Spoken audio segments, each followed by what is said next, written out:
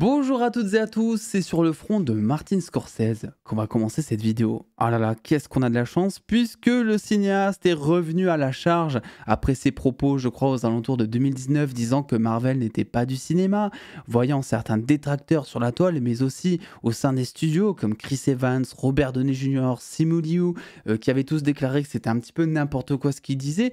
Le cinéaste donc de 80 ans est revenu aujourd'hui via GQ Magazine pour la promo de Killer of the Flower Moon et a réitéré ses propos en disant que Marvel n'était pas du cinéma. Voilà. Et donc à l'époque, j'avais pas forcément eu l'occasion de m'exprimer par rapport à ça. Évidemment, je pense que vous vous doutez de mon avis, mais quand même, je voulais un petit peu en parler, nuancer les choses, expliquer le pourquoi du comment. Et je vous invite à exprimer aussi votre avis en commentaire parce que je pense foncièrement que Martin Scorsese, qui est pourtant un énorme cinéaste derrière Les Affranchis, Le Loup de Wall Street, Shutter Island, etc., voilà, qui m'a fait vivre des choses qui étaient cool devant l'écran, eh bien, n'a rien compris à ce qu'est le cinéma, en fait. Parce que le cinéma, c'est certes intergénérationnel dans le sens où tu vas pouvoir aller voir des films avec tes grands-parents, ça va rassembler la famille dans ce sens-là, mais en fait le cinéma c'est aussi beaucoup générationnel, c'est quelque chose qui va évoluer avec les codes d'aujourd'hui, avec les codes de demain, et c'est quelque chose qu'il ne faut pas renier. Et je pense que Martin Scorsese a du mal à avaler cette pilule, alors que pourtant il profite bien aussi de Killer of the Flower Moon qui sort dans quelques jours, quelques semaines, puisque le film dure approximativement 4 heures, et qu'un film qui dure 4 heures à l'époque, c'était très compliqué à distribuer dans beaucoup de cinémas. Alors ça existait, mais aujourd'hui on est sur des normes où le blockbuster moyen, il fait entre 2h30, 3 heures généralement. Donc proposer un film de 4 heures aujourd'hui, c'est quelque chose qui est presque plus normal, même si je trouve ça beaucoup, beaucoup trop long, même 3 heures, je trouve ça horrible. Voilà, Avatar, j'ai eu beaucoup de mal. Mais 4 heures, voilà, c'est quelque chose qui est plus commode aujourd'hui qu'avant. Donc, on va non pas lire toute cette interview qui est très très longue, d'autant plus que je vais avoir beaucoup de choses à dire, mais on va surtout, eh bien, revenir sur les propos, notamment. Martin Scorsese dit que le contenu Marvel, en quelque sorte, manufacturé, Marvel c'est pareil, n'est pas du cinéma. C'est presque comme si l'intelligence artificielle faisait un film. Cela ne veut pas dire que vous n'avez pas de réalisateurs et d'effets spéciaux incroyables qui font du bel art, mais qu'est-ce que ça veut dire que vous apporteront ces films? Eh bien, des émotions, déjà. Moi, j'ai beau aimer tous les genres de cinéma en général, eh bien, les émotions que j'ai eues devant Avengers Endgame, des choses comme ça, c'est des choses qui sont inédites et incomparables par rapport à d'autres émotions que je peux vivre devant d'autres films. Ça veut pas forcément dire que c'est mieux, pire, etc. Juste que ce sont des émotions différentes et je pense que Martin Scorsese n'a pas eu la chance de découvrir ce genre d'émotions face à un univers qu'il adorait énormément devant un film qui a peut-être dû le faire frissonner, quoi. Donc il y a déjà ça. Il y a aussi le fait que les films franchisés représentent des communautés. C'est quelque chose qui est un petit peu moins présent, moi je trouve, dans le cinéma en général, dans les autres films, Scorsese, Tarantino, etc. Alors oui, il y a des acteurs, des personnages qui vont être plus ou moins inclusifs, des choses comme ça. Mais c'est vrai que par exemple, quand tu as du Shang-Chi, qui va être le premier super-héros asiatique, je crois, au cinéma, bah, ça veut dire quelque chose pour la communauté asiatique, tu vois. Il y en a beaucoup qui étaient contents par rapport à ça. Quand tu as le film Wonder Woman, qui a super bien fonctionné pour ça aussi, ben, la place de la femme au sein des super-héros, elle était ultra importante et il y avait une notion de féminisme dans ce film-là qui était selon moi très saine, à la différence de ce que Barbie a pu proposer, qui avait un message selon moi nauséabond dans le film, pourtant en prônant là aussi le féminisme. Euh, donc il y avait tout ce genre de choses en fait qui font que les films franchisés représentent des personnages qui sont iconiques et par-delà ces personnages qui sont iconiques, tu peux représenter des valeurs des communautés. C'est aussi ça que ça apporte ce genre de film, justement, parce que c'est du cinéma qui est grand public et que tu vas forcément toucher plus de gens avec le film, j'en sais rien, Black Panther 2, que j'ai moyennement apprécié, hein, mais le film Black Panther 2 qui est sorti il y a quelques mois, qui dure, je crois, 2h30, 2h45, que Killer of the Flower Moon, qui va faire moins d'entrées parce que c'est un film de 4 heures. Et c'est sûr et certain que ça fera moins d'entrées. Oui, c'est le dernier Scorsese, mais ça dure 4 heures, c'est absolument pas grand public. Les vieux ne vont pas aller le voir. C'est pas du tout du coup un film qui est familial parce que les parents vont pas vouloir se déplacer pour un film de 4 heures avec les gosses. Les gosses vont s'endormir, ça va être exécrable durant la séance. Donc déjà, ils ferment la porte à tout un public juste avec ses choix de films. Tu vois. Et c'est là où Martin Scorsese ne comprend pas, selon moi, vraiment ce qu'est le cinéma. C'est que le cinéma, pour moi, hein, c'est quelque chose qui est censé nous rassembler. Tu vois. Et je sais que c'est un discours qui pue la bienveillance, etc. Mais c'est toujours comme ça que j'ai vu les choses. Il y a bon nombre aujourd'hui de mes amis cinéphiles qui ont commencé leur cinéphilie avec Marvel, qui regardent toujours du Marvel aujourd'hui, qui sont toujours plus ou moins à jour, mais qui à côté vont aller voir du cinéma d'auteur, du cinéma iranien, du cinéma japonais, qui se sont ouverts depuis à d'autres cultures, grâce à Marvel justement, parce qu'au bout d'un moment, ils ont tellement consommé de Marvel qu'ils voulaient juste voir à quoi ressemblait l'autre spectre du cinéma à côté.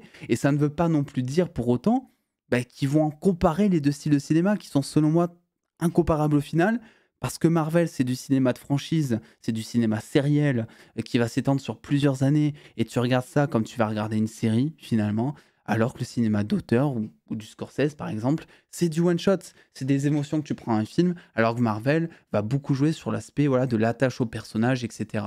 Je vais y revenir ensuite là-dessus parce qu'il dit autre chose. Il dit Martin Scorsese affirme que le danger des grandes franchises cinématographiques réside dans ce qu'elles font à notre culture. Parce qu'il va y avoir des générations maintenant qui pensent que les films ne sont que les films Marvel, que c'est que ce sont les films, en gros, voilà. Donc en gros, il croit que la génération actuelle va penser que la norme cinématographique en 2023, c'est les Marvel. Et là aussi, je suis vraiment, mais vraiment pas d'accord dans le sens où le blockbuster d'aujourd'hui, parce que quand il dit le cinéma des grandes franchises, c'est aussi Avatar, par exemple, et beaucoup se sont rendus compte de la qualité d'Avatar 1, d'Avatar 2, par rapport à d'autres blockbusters. Quand les gens vont voir du Fast and Furious, ils se mettent pas mentalement de la même manière que lorsqu'ils vont voir du Marvel non plus. Donc même les cinémas de grandes franchises, il y a plusieurs cinémas dedans. C'est pas juste le cinéma de franchise et nous, tu vois, nous, Martin Scorsese, Tarantino, etc. Donc moi, je trouve que le discours de Scorsese, c'est un discours qui pue l'élitisme, et je trouve que c'est pas digne d'un grand monsieur comme ça qui définit en lui-même, en sa personne, qui définit le cinéma. Et je pense qu'il y a vraiment un problème générationnel entre lui et beaucoup de monde aujourd'hui, dans le sens où bah, lui, il n'a pas forcément pu vivre ce que nous, on a vécu devant du Marvel, c'est pas son truc. Et d'ailleurs, il le dit dans une interview qui est sortie en 2019, que je vous ai retrouvé au New York Times, où il revient sur ses propos, parce qu'il avait dit, oui, Marvel, c'est pas du cinéma, ça a fait beaucoup de bruit, ça a pas plu, et il est revenu là-dessus. Lorsque j'étais en Angleterre début octobre, j'ai accordé une interview au magazine Empire. On m'a posé une question sur les films Marvel, j'y ai répondu. J'ai dit que j'avais essayé d'en regarder quelques-uns et qu'ils ne sont pas pour moi. Bah jusque-là, chapeau, tu vois, il n'y a rien d'offensant. Qu'il me semble plus proche de parcs à thème que des films tels que je les ai connus et aimés tout au long de ma vie. Ok, pourquoi pas. Et ça, au final, je ne pense pas que ce soit du cinéma. Donc voilà, là déjà, là il glisse. Là, il glisse. Oui, les parcs à thème, c'est pas du cinéma, c'est clair. Mais après, c'est un petit peu un raccourci de dire Marvel, c'est du parc d'attraction, etc. Si c'était le cas, je peux vous dire que j'aurais pas flippé d'aller à Disney la dernière fois. De nombreux films de franchise sont réalisés par des personnes dotées d'un talent et d'un talent artistique considérable, donc ce qui vient de dire aussi pour JQ aujourd'hui. Vous pouvez le voir sur l'écran. Le fait que les films eux-mêmes ne m'intéressent pas est une question de goût et de tempérament personnel. Donc ça, c'est très bien. Tu vois, tu as le droit de dire que t'aimes pas Marvel. Tu le dis là, c'est personnel. Pourquoi est-ce qu'ensuite tu vas redire oui, mais alors qu'est-ce que ça va vous apporter, ce genre de film? Ou encore dire que oui, bah, la culture, comment te dire, que le cinéma actuel est dangereux parce qu'en fait, le public d'aujourd'hui est tellement con qu'il sait pas faire la différence entre plusieurs cinémas et il va croire que les films de franchise, c'est ça le cinéma. Eh oui, c'est ça le cinéma, mais c'est aussi ton film qui sort dans quelques semaines. C'est plein de choses au cinéma. Si le cinéma c'était qu'une seule chose, on se ferait bien chier. Je vais vous dire un truc, j'adore le cinéma de Scorsese. Alors j'ai pas tout vu, hein, mais j'adore son cinéma de ce que j'ai vu. Et je vais vous dire un truc, c'est que si tous les films devaient être du Scorsese, je serais très triste dans ma vie parce que en fait, ça va juste dépendre des moods. Vous le savez, on le dit tout le temps, mais il y a des films qu'on va voir à un moment donné de notre vie. on va passer totalement à côté, je sais pas, parce qu'on a passé une mauvaise journée ou parce que, on était pas dans le mood, et il y a besoin de ce genre de film. Il y a besoin de films différents, il y a besoin de cinéma différent, il y a besoin de Fast and Furious comme il y a besoin de Killer of the Flower Moon, tu vois? Donc encore une fois, je trouve que c'est pas juste encore de critiquer Marvel et cetera, et vous le savez, sur la chaîne principale, je tape souvent en ce moment sur Marvel, sur Disney, sur Warner, mais ça ne veut pas dire que j'aime pas ces cinémas, bien au contraire. Je pense que déjà quand on est fan, on a beaucoup plus d'attentes et on demande beaucoup plus de qualité que les gens comme Martin Scorsese qui n'ont jamais vu un film, qui ont peut-être essayé 20 minutes, mais qui ne savent pas foncièrement ce qu'est consommer du Marvel. Je pense que c'est juste pas quelque chose de sa génération et qu'il y a véritablement un problème de génération, en fait. Vous remarquerez que bien souvent, les cinéphiles qui sont cinéphiles depuis, plus de 20, 30 ans, généralement, ils vont beaucoup taper sur Marvel, ils vont beaucoup taper sur du blockbuster parce que ça se répète souvent, en fait. Et le cinéma, c'est un peu ça, c'est des boucles. La preuve en est, c'est qu'il y a eu les 3 Jurassic Park qui sont sortis, qui ont été incroyables. Ils ont sorti Jurassic World après. Terminator, ils ont fait des suites. Alien, c'est pareil, ça revient sous forme de série. Je pourrais vous prendre un tas d'exemples comme ça. Le Seigneur des Anneaux qui revient en série aussi. Bref, on est sur une époque où la culture actuelle veut, demande, et oui, c'est une question d'offre et de demande, parce que quand un studio fait un film, il se fie par rapport à des statistiques, il se fie par rapport à des cibles marketing. Il va pas juste faire un film comme ça dans l'espoir que ça fonctionne. Il y a toute une analyse qui est faite au préalable sur est-ce que oui ou non, on va dépenser plusieurs millions pour produire un film qui peut normalement nous rapporter. Tu vois, donc c'est une question d'offre et de demande. Et aujourd'hui, la demande, elle est sur les suites. Alors peu à peu, on sent quand même que ça commence à s'essouffler. Et voilà, ça va avec tout le délire. Je vais englober ça avec tout le délire aussi super-héros, la super-héros fatigue, etc. Voilà, le reboot d'Harry Potter, bref, dans ce recyclage, on va dire, de licences qui fonctionnent, il y a une fatigue qui commence vraiment à se faire reconnaître. On n'est pas à l'abri d'un second souffle, hein, voilà, ça ne veut pas dire que c'est pour autant mort, mais juste qu'il y a un petit cran en ce moment. Mais il y a véritablement une question d'offre et de demande, voilà.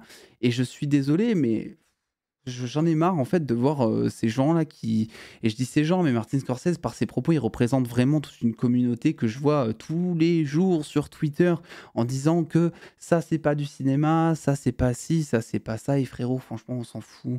Les gens, le cinéma, qu'est-ce que c'est? C'est voir un film, ressentir des émotions devant, se changer la tête. Et aujourd'hui, je pense qu'il y a beaucoup plus de problèmes dans le monde que celui de se dire est-ce que ça c'est du cinéma, ça c'est pas du cinéma. Et c'est justement parce qu'il y a beaucoup de problèmes dans le monde actuellement qu'il faut beaucoup plus de cinéma différent, en fait. Parce qu'on a besoin de se divertir, de se changer les idées, et c'est ça que nous apporte le cinéma. Et le cinéma, c'est ça. Le cinéma, ça rassemble. Le cinéma, c'est le fait de d'avoir le choix, en fait. D'avoir le choix de te dire, tiens, ce soir, je sais pas, je me sens pas bien, j'ai envie de rire, voilà. Et de demander presque un spectacle sur commande à ta télé en te disant, bah tiens, je vais regarder, j'en sais rien, le dernier film avec Vin Diesel qui, fait le baby-sitter avec des enfants ou j'en sais rien, je sors des exemples où maman j'ai raté l'avion ou n'importe quoi, tu vois? Mais le cinéma, c'est quoi? Le cinéma, c'est d'avoir le choix et le problème, c'est qu'en disant que Marvel, c'est pas du cinéma, tu retires un choix, tout comme le fait de produire un film de 4 heures qui va, supprimer un public à ton film, voilà. Je sais pas si c'est élitiste, mais moi personnellement, je sais que, bon, je veux pas être réalisateur et vraiment, j'espère, je croise les doigts pour que le cinéma ne me connaisse pas en tant que réalisateur, parce que sinon ça serait catastrophique pour le coup. Mais je sais que si j'étais réalisateur, proposer un film de 4 heures, ça serait quelque chose qui me paraîtrait compliqué. Parce que je me dirais, il y a plein de gens qui vont pas voir mon film, les familles, les personnes âgées, qui vont souvent au cinéma, les personnes âgées, contrairement à ce qu'on peut croire, bah, déjà ça ferme toute une porte à ce genre de public. On va revenir aussi, parce que c'est pas fini, sur, sur ses propos de 2019. La plupart des éléments qui définissent le cinéma tel que je le connais sont présents dans les films Marvel. Ce qui n'existe pas, c'est une révélation, un mystère ou un véritable danger émotionnel. Rien n'est en danger. Les images sont conçues pour satisfaire un ensemble spécifique de demandes et sont conçues comme des variations sur un nombre fini de thèmes. Alors ça, je suis plus ou moins d'accord. À la seule différence que là aussi, ça nous montre que c'est culturel en fait. Dans le sens où il y a pas de mystère, il y a pas de révélation. Bon, c'est pas tout le temps vrai, mais en ce moment, c'est vrai que les films Marvel sont peu surprenants, on dira. Mais surtout, c'est parce que c'est un cinéma sériel Marvel et finalement les révélations, les mystères, tu les as sur le long terme, pas en un film. Tu les as des fois en un film, c'est des petits trucs, c'est pas des twists, des trucs comme ça, c'est pas Shutter Island quoi, tu vois? Heu, c'est, heu, c'est sur, 50 projets où oui, là, tu vas te prendre des claques.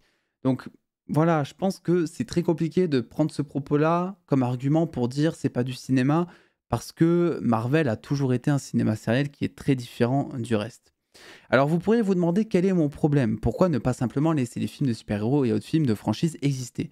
La raison est simple. Dans de nombreux endroits du pays du monde, les films de franchise sont désormais votre premier choix si vous souhaitez voir quelque chose sur grand écran. L'exploitation cinématographique traverse une période périlleuse. Il y a moins de cinéma indépendant que jamais. Je suis pas forcément d'accord. Alors cinéma, ça dépend, est-ce qu'on parle de structure cinéma, des genre des ciné qui sont spécifiques, indépendants, tu vois? Où ils vont diffuser que du cinéma, art et essai? Ou est-ce qu'on parle du cinéma en général, le cinéma d'auteur et cetera? Moi, je pense que, il y a vraiment un public pour le cinéma d'auteur, preuve en est, à côté, c'est que les gens ne se déplacent pas forcément dans le ciné de leur village pour aller voir du cinéma art et essai. Ils préfèrent faire 30 bornes pour aller voir, des films qui les intéressent. Donc non, je suis pas d'accord sur le fait que, voilà, sa déclaration suivante, c'est une question d'œuf de poule. Si les gens ne reçoivent qu'un seul type de cinéma, en gros, ils iraient voir que ce type de cinéma. Non, je pense que les gens, ils feraient quand même, 50 bornes, ils iraient un peu moins au cinéma, mais ils feraient 50 bornes pour aller voir le film qui les intéresse. Je connais des gens qui habitent, à une centaine de kilomètres de la Belgique et ils vont en Belgique des fois pour voir les films même avant qu'ils ne sortent en France, donc c'est pour vous dire, quoi. Donc je pense qu'il y a vraiment un problème par rapport à ça, surtout un problème culturel, surtout un problème générationnel et je suis pas forcément d'accord avec le fait que, ça serait notre premier choix, là-dessus, quoi. Les images sont conçues pour satisfaire un ensemble spécifique de demandes, ils sont conçus comme des variations sur un nombre fini de thèmes. Ben non, en fait, dans le sens où Marvel, c'est aussi la représentation de beaucoup de communautés, c'est des valeurs, c'est des trucs comme ça, qui sont lisibles très facilement par le grand public, en fait.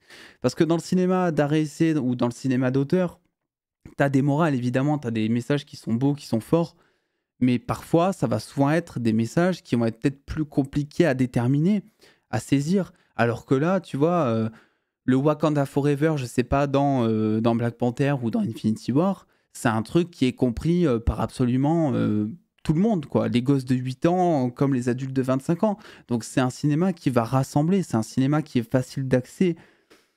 Donc voilà, encore une fois, je suis vraiment pas d'accord avec tout ça. Je trouve son discours beaucoup trop élitiste. Je pense que c'est pas parce que tu t'appelles Martin Scorsese que tu penses que tu dois penser que tu as la vérité absolue. Il a beau dire que c'est son simple avis, il retourne quand même plusieurs fois sa veste en prenant de haut un petit peu les autres et c'est pas la première fois qu'il le fait. Donc voilà, j'irai voir Killer of the Flower Moon évidemment parce que c'est pas parce que je suis pas du tout d'accord avec ses propos que je le déteste et pour le coup, mais ça serait tellement cool d'avoir Martin Scorsese autour d'une table à un repas de famille pour débattre. Vraiment, ça serait ultra intéressant, je pense. Mais voilà, je suis vraiment pas d'accord avec ses propos. Donc écoutez, n'hésitez pas à réagir avec moi là-dessus dans la zone commentaire. Est-ce que pour vous, ça vous choque? Est-ce que vous n'êtes plus choqué? Est-ce qu'au contraire, vous êtes d'accord avec lui? Le pouce bleu, abonnement. Et puis attends, les dos, prenez soin de vous, faites doubler kiffer. Des bisous les dos.